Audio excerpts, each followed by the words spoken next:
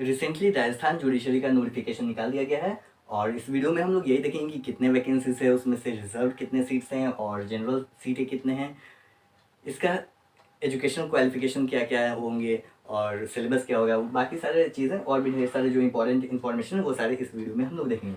तो आइए सबसे पहले देखते हैं नंबर ऑफ वैकेंसीज, कितने वैकेंसीज हैं। तो ये देख लीजिए कि राजस्थान जुडिशरी जो है वो लगभग हर साल अपना जुडिशरी का एग्जामिनेशन लेता है, ठीक है। तो इस साल 2021 में जो आया है वो 2020 प्लस 2021 ये दोनों का मिलाकर कंबाइंड निकाला गया है वैकेंसी, और टोटल वैकेंसीज है 120। I repeat one second, total vacancies हैं 120, जिसमें से 2020 के 89 वैकेंसीज थे एंड 2021 के इस साल के 31 वैकेंसीज, ठीक है। इनमें से अब देखिए रिजर्व कितने हैं। रिजर्व कैटेगरी में यानी रिजर्व सीट्स हैं 71, 71 रिजर्व सीट्स हैं, और रिजर्व कैटेगरी में केवल उन्हीं को बेनिफिट होगा जो राजस्थान के होंगे। जैसे राजस्थान के SC ST OBC creamy layer non creamy layer, मतलब अलग अलग चीज़ों में किनको क्या मिलेगा वो नोटिफिकेशन में जारी किया गया है। तो मोटा मोटी ये समझ लीजिए कि राजस्थान रिजर्व सीट्स में 71 रिजर्व सीट्स हैं। और जनरल वालों के लिए जनरल में कौन कौन आ जाएंगे, जो राजस्थान में जनरल कैटेगरी के बिलोंग करते हैं वो भी आएंगे, और अदर स्टेट्स के जो स्टूडेंट होंगे वो सारे जनरल कैटेगरी में आएंगे। तो जनरल सीटें हैं 49, जनरल वैकेंसी में 49 सीट्स हैं, जिनमें से वुमेन के लिए रिजर्व कर दिया गया है 14 सीट्स वुमेन के लिए रिजर्व कर दिया गया है कि किसी भी हालत में 14 वुमेन का सिलेक्शन होना ही चाहिए। हो सकता है इससे भी ज़्यादा हो जाए सिलेक्शन, लेकिन अगर कम सिलेक्शन होता है तो 14 महिलाओं को ज़रूर लिया जाएगा, फीमेल को, और 14 ले लिया जाएगा। तो मेन के लिए कितना सीट बचा, एक्चुअली में जनरल पर्सन में जो भी आते हैं और वो मेल है, तो मेल को एक्चुअली 35 सीट्स हैं।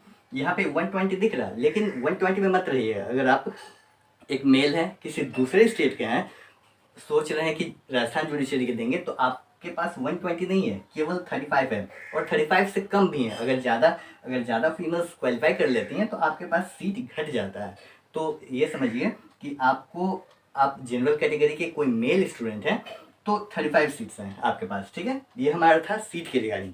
आगे फर्दर का देखते हैं। एजुकेशनल एंड अदर क्वालिफिकेशन की बात की जाए तो मिनिमम LLB डिग्री होना चाहिए, या अगर आप फाइनल ईयर स्टूडेंट भी हैं तो आप इसको देने के लिए एलिजिबल है। लेकिन मेंस एग्जामिनेशन जब होगा, रिटन एग्जामिनेशन, तब तक आपका डिग्री हाथ में आपके होना चाहिए, ठीक है।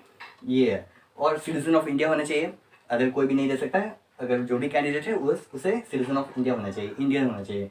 एज कितना होना चाहिए, 1 जनवरी 2022, 1 जनवरी 2022 यानी अगले साल के 1 जनवरी तक कितना होना चाहिए, 21 ईयर्स कंप्लीट होना चाहिए, या 40 ईयर्स एक्सीड नहीं करना चाहिए, ठीक है। यानी 21 और 40 के बीच में होना चाहिए। एग्जामिनेशन फ़ी की बात की जाए कि कितना फीस लगता है, तो ये 3 कैटेगराइजेशन है। 1000 जनरल वालों के लिए है, और अदर स्टूडेंट्स हैं उनके लिए भी 1000 है।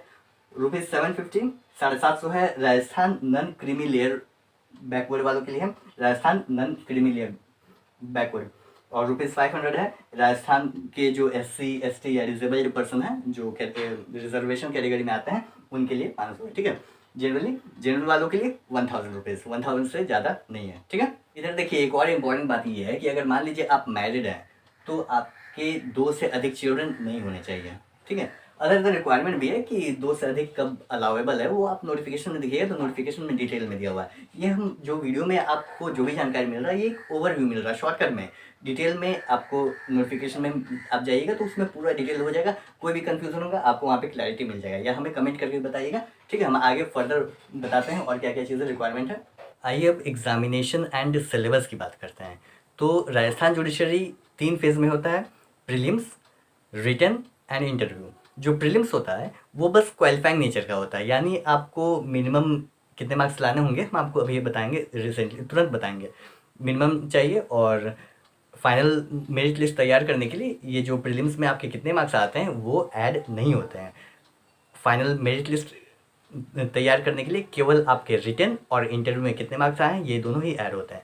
तो प्रीलिम्स की बात की जाए तो प्रीलिम्स में कितने बच्चे, कितने कैंडिडेट्स मेंस में के लिए क्वालिफाई होते हैं, जितने वैकेंसीज होते हैं, जितने वैकेंसी उसके 15 टाइम्स, 15 गुना जो स्टूडेंट्स हैं वो मेंस के लिए क्वालिफाई होते हैं। और मेंस में क्वालिफाई करने के लिए आपको मिनिमम मार्क्स, अगर आप जनरल कैटेगरी से बिलोंग करते हैं तो प्री में मिनिमम 45% मार्क्स आने चाहिए, और अगर SC ST से बिलोंग करते हैं यानी राजस्थान स्टेट के SC ST से, तो आपको मिनिमम 40% मार्क्स चाहिए। 40% मिनिमम SC ST वालों के लिए और 45% जनरल वालों के लिए। और इंटरव्यू में कितने जाएंगे, जितने वैकेंसी हैं उसके 3 टाइम्स इंटरव्यू के लिए सेलेक्ट होते हैं, ठीक है। और इंटरव्यू में आपको क्वालिफाई करने के लिए मिनिमम 35% मार्क्स चाहिए in each law paper, 35% marks in each law paper and 40% marks in aggregate, यानी टोटल पेपर जितने भी होंगे मेंस में, मतलब रिटन में टोटल पेपर के 40% मिनिमम आपके होने चाहिए, तो आप इंटरव्यू के लिए क्वालिफाई हो पाइएगा, ठीक है। और SC ST वालों के लिए 30% चाहिए, 30% लॉ पेपर में एंड एग्रीगेट 35%, ठीक है। अब बात की जाए प्रीलिम्स में कितने घंटे का होता है टाइम, तो 2 घंटे का होता है, 100 मार्क्स होता है, 100 क्वेश्चन होंगे और कोई भी नेगेटिव मार्किंग नहीं होता है। और सिलेबस की बात की जाए तो 3 पेपर होंगे, यानी एक ही में होंगे, 3 सब्जेक्ट होंगे, लॉ, हिंदी, इंग्लिश। लॉ का क्या क्या सिलेबस है, वो प्रीलिम्स एंड रिटन दोनों का सेम होता है। हिंदी और इंग्लिश में जो भी चीज़ें हम लोग बचपन से पढ़ते हुए हैं, संज्ञा, सर्वनाम, नाउन, टेंस, जो भी चीज़ें हम लोग बचपन में पढ़ते हुए हैं हिंदी लैंग्वेज और इंग्लिश लैंग्वेज में, वो सारे लगभग सब कुछ पूछता है, मुहावरा और भी, मतलब जितने भी जो चीज़ हैं वो सारे। और लॉ पेपर क्या होंगे, अभी हम मेंस के बारे में बताएंगे, मतलब रिटन एग्जामिनेशन में, तो उसमें बता देंगे लॉ पेपर कौन कौन से होंगे, ठीक है। अब मेंस एग्जामिनेशन की बात की जाए तो इसमें आपको लॉ के 2 पेपर होंगे, law paper 1 and law paper 2, दोनों 100 मार्क्स के होंगे और 3 मार्क्स के 3 घंटे के दोनों।